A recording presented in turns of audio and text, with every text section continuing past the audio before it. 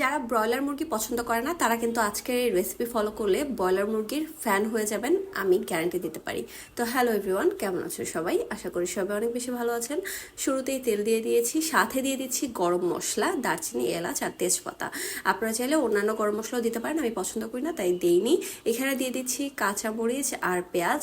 তবে মশলা এই তিনটা দিলেই ভালো হয়, অন্য মশলাগুলো দিলে ওভার মানে একটা রিয়াকশন কাজ করে, ওভার একটা ফ্লেভার কাজ করে, যার জন্য একটুও ভালো লাগে না। এই তিনটা মশলা দিয়ে আপনারা ট্রাই করতে পারেন। সাথে দিয়ে দিচ্ছি এখানে আদা রসুন আর জিরার পেস্ট। আর এটা পেস্টটাকে একটু বেরেস্তার মতো করে নিয়ে তারপরে দিবেন।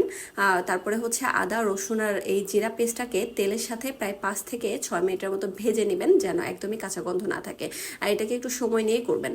তো এখানে দিয়ে দিচ্ছি হলুদ আর মরিচের গুঁড়া বেশি করে।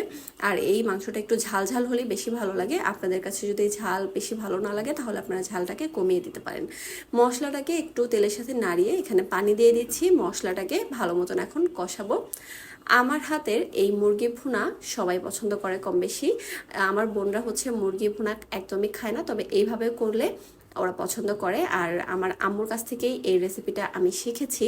আম্মু আরও বেশি মজা করে করতে পারে, তবে আমি ট্রাই করেছি আম্মুর মতো করেই করার। মশলাটা কষানো হয়ে যাওয়ার পর মুরগিটাকে দিয়ে দিতে হবে। আর হ্যাঁ, আস্তে আস্তে জাল দিয়ে দিয়ে এই মুরগিটাকে একদম কষানো মানে ভাজা ভাজা করে কষাতে হবে। ঠিক এরকম মাখো মাখো যখন থাকবে তখন আপনি সামান্য একটু পানি দিয়ে দিবেন। আর এই সামান্য পানি দেওয়ার কারণ হচ্ছে মুরগিটা যেন একটু ভালো করে কুক হতে পারে, অ্যান্ড ফাইনালি যেন একটু একটু মাখো মাখো ঝোল থাকে, নয়তো মুরগিটা আবার ভিতরে কাঁচা থেকে যাবে। তো পানির পরিমাণটা দেখতেই পাচ্ছেন যে একদমই অল্প দিয়েছি।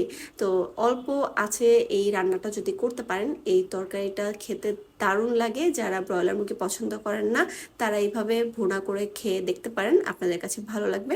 তো ভিডিও ভালো লাগলে লাইক কমেন্ট আর শেয়ার করে পাশে থাকবেন। আল্লাহ হাফেজ।